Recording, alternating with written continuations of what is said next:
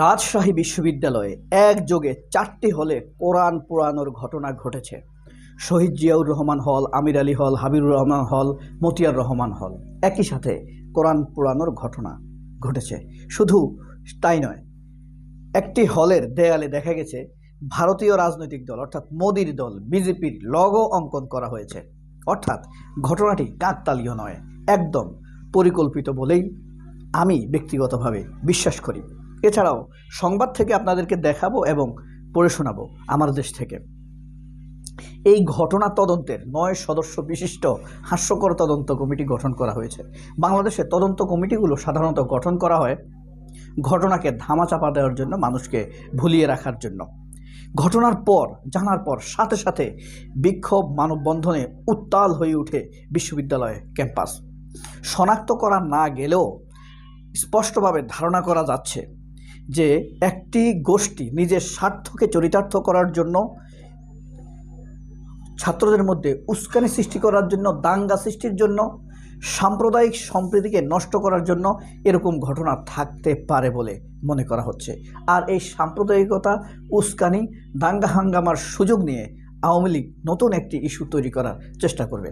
এতে আমরা ধারণা করতে পারি আওয়ামী লীগের 15 বছরে যত রকম কোরআন অবমাননা ঘটনা ঘটেছে, প্রত্যেকটি ঘটনাকে কেন্দ্র করে ডজন ডজন শত শত ইসলামপন্থী ধর্মীয় মানুষকে অ্যারেস্ট করা হয়েছে, নির্যাতন করা হয়েছে, পরবর্তীতে তাদেরকে সুযোগ মতো ক্রস ফায়ার দেওয়া হয়েছে। এই ঘটনার পেছনে সেই ঘটনাগুলো যেমন সাজানো, এই ঘটনাগুলো সাজানো এবং কুপরিকল্পিত বলে মনে করা হচ্ছে। ঘটনার পরেই ব্যাপক উত্তেজনা ছড়িয়ে পড়ে চারদিকে এবং ছাত্রদের ধর্মীয় অনুভূতিতে আঘাত দিয়ে উস্কানি সৃষ্টি করে, দাঙ্গা সৃষ্টির মাধ্যমে দেশে একটি বিশৃঙ্খলা সৃষ্টি করে ডক্টর ইউনূসকে প্রশ্নবিদ্ধ করার চেষ্টা করা হয়ে থাকতে পারে। বর্তমানে যা দেখা যাচ্ছে, আওয়ামী লীগ তো ডক্টর ইউনূসকে পছন্দ করেই না, মেরে ফেলতে চেয়েছে শেখ হাসিনা। ভারত যেভাবে ময়ূখ রঞ্জন ঘোষের টাইপের এবং বাংলাদেশে খালেদ মহিউদ্দিন সহ আওয়ামীপন্থী সাংবাদিকরা যেভাবে ডক্টর ইউনূসের সমালোচনা করছে বিশ্রীভাবে, তার সাথে যোগ হয়েছে বর্তমানে বিএনপির ক্ষমতার আকাঙ্ক্ষায় ডক্টর ইউনূসকে অপছন্দ করার পর্ব। এতে বোঝা যাচ্ছে ডক্টর ইউনূসের শত্রুর সংখ্যা ক্রমেই বেড়ে যাচ্ছে। গতকাল ফজরের নামাজের পর রাজশাহী বিশ্ববিদ্যালয়ের মানুষ সাধারণত ধার্মিক হয়।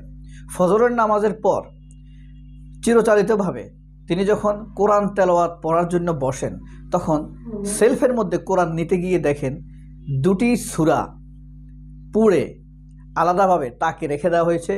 আরও 2টি কোরআন শরীফের প্রায় 70% অক্ষত থাকলেও 30% প্রায় পুড়ে গিয়েছে, হার্ড কভারও পুড়ে গিয়েছে। যিনি কোরআন শরীফ তার নাম শিহাবুদ্দিন, যিনি পড়তে গিয়েছিলেন তিনি হলেন শিহাবুদ্দিন জিয়াউর রহমান। শহীদ প্রেসিডেন্ট জিয়াউর রহমানের নামে যে হল আছে সেখানেই তিনি থাকেন।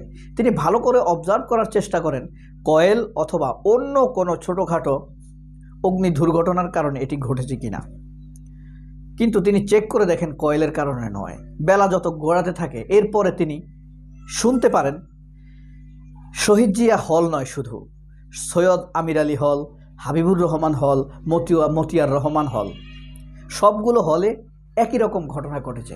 আমি আরও স্পষ্ট হয়ে যায় এটি কাকতালীয় নয়, এটি সম্পূর্ণ পরিকল্পিত। দাঙ্গা সৃষ্টি করার জন্য, উস্কানি সৃষ্টি করার জন্য, উস্কানি দিয়ে দাঙ্গার সুযোগ নিয়ে আওয়ামী লীগ নতুন ইস্যু তৈরি করবে, আন্তর্জাতিকভাবে ডক্টর ইউনূসকে ভাবমূর্তি নষ্ট করবে, হেয় করবে, এমন ইচ্ছায় এই কুপরিকল্পনা গ্রহণ করেছে বলে মনে হচ্ছে। এখানে যা দেখা যাচ্ছে তা হলো এই যে এটা নিশ্চিত যে কোরআন শরীফগুলো কোনোভাবে কয়েল বা অন্য কোনো আগুনে পড়েনি। এক গোষ্ঠীর ব্যক্তি বড় অন্য উদ্দেশ্যে বিশৃঙ্খলা সৃষ্টি করার জন্য এটি হয়ে থাকতে পারে। বেলা গড়াবার পর যখন শুনতে পারি যে সৈয়দ আমির আলী হল, জিয়াউর রহমান হল, মতিয়ার রহমান হল, হাবিবুর রহমান হল একই সাথে এই ঘটনা ঘটেছে, তখন আরও আমি নিশ্চিত হয়ে যাই, এটা কে বলছে, যিনি প্রথম দেখেছেন শিহাবুদ্দিন, যে এটি পরিকল্পিতভাবে করা হয়েছে। বৈষম্য বিরোধী ছাত্র আন্দোলনের সমন্বয়ে মেহেদী হাসান সজীব বলেন, জিয়া হল ও আমির আলী হলের কোরআন পোড়ানোর ঘটনা একই সূত্রে গাঁথা। কোরআন পুড়িয়ে আমাদের হৃদয়ে রক্তক্ষরণ ঘটানো হয়েছে। মুসলমানদের দুর্বলতা তারা খুব ভালোভাবেই জানে, কিন্তু তারা এটাও জানে না যে আমাদের কোরআন নবীর প্রতি অগাধ ভালোবাসা রয়েছে এবং সেটাই আমাদের শক্তি। ট্রু। যে কারণে তারা এখানে আঘাতটি করেছে। একটি উগ্রবাদী চক্র উদ্দেশ্যপ্রণোদিতভাবে কোরআন পুড়িয়ে বিশ্ববিদ্যালয় সহ পুরো দেশে অস্থিতিশীল পরিস্থিতির সৃষ্টি করতে চাচ্ছে। আমরা তা হতে দেব না ইনশাল্লাহ। এই ঘটনার সুষ্ঠু তদন্ত ও বিচারের দাবি জানাই। অনতিবিলম্বে দুষ্কৃতকারীদের খুঁজে বের করতে হবে।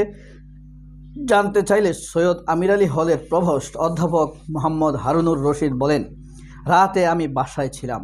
কোরআন রোববার সকালে 10টায় হল কর্মকর্তার মাধ্যমে জানতে পারি হলের মুক্তমঞ্চে এক কোরআন শরীফ পোড়ানো হয়েছে। প্রভোস্ট বলতেছেন, কে বা কারা পুড়িয়েছে তা এখনও জানা যায়নি। কোরআন পোড়ানো তো ধর্মীয় অনুভূতিতে আঘাত ও উস্কানি ন্যাক্কারজনক ঘটনা। দোষীদের অবশ্যই শাস্তির আওতায় আনতে হবে। এর জন্য অবশ্যই তদন্ত কমিটি গঠন করা হবে। বিজেপির লোগো বিষয়ে তিনি বলেন, এখন পর্যন্ত আমরা বুঝতে পারিনি এরা কারা এঁকেছে। টাঙ্গানোর কথা পরবর্তীতে আর সে বিষয়ে আলোচনা না করে আমরা তদন্ত কমিটি গঠন করি। দুপুর 1টায় প্রভোস্ট কাউন্সিল সহ বিশ্ববিদ্যালয়ে অর্থাৎ আজকে একটি শৃঙ্খলা মিটিং হবে বলে তিনি প্রভোস্ট জানিয়েছেন। এ বিষয়ে বিশ্ববিদ্যালয়ের উপাচার্য অধ্যাপক সালেহ হাসান নকিব বলেন, আমি আমির আলী হল থেকে ফিরছি। ফিরেই আমরা একটা শৃঙ্খলা মিটিংয়ে বসব। এখন পর্যন্ত আমার জানা মতে 2 হল ছাড়া অন্য কোনো হলের খবর এখনও পায়নি। তিনি 2টি হলের খবর পেয়েছেন, শহীদ জিয়াউর রহমান হল এবং আমির আলী হল। এ বিষয়ে যা যা করণীয় পূর্ণ তদন্তের পর আমরা অ্যাকশানে যাব।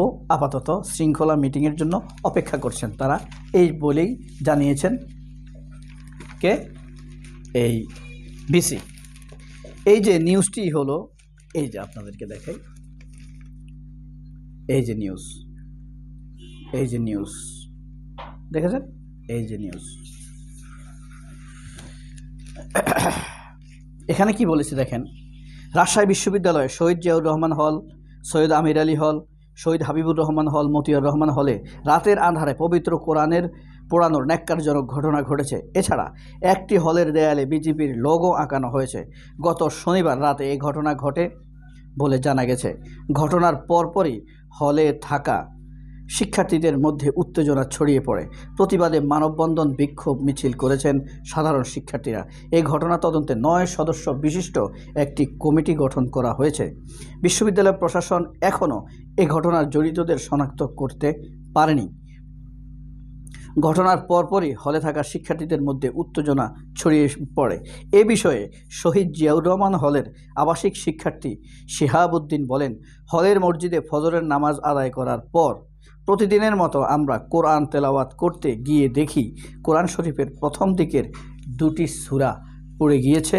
হার্ড কাবার অর্থাৎ কোরআন শরীফের উপরে যে কাবার থাকে এটি পড়ে গিয়েছে, তবে 70% কোরআনের 70% অক্ষত ছিল, পুড়ে আবার সেটা সেলফে রেখে দিয়েছে। ঘটনাটি ন্যাক্কারজনক, বিশ্রী, উস্কানিমূলক, ষড়যন্ত্রমূলক, কুপরিকল্পিত। সবাই এই ঘটনার তীব্র নিন্দা জানান। আমার কমেন্ট বক্সে কমেন্ট করুন। তাদের হেদায়েত হোক, নয়তো ধ্বংস হোক। আল্লাহ হাফেজ। আসসালামু আলাইকুম।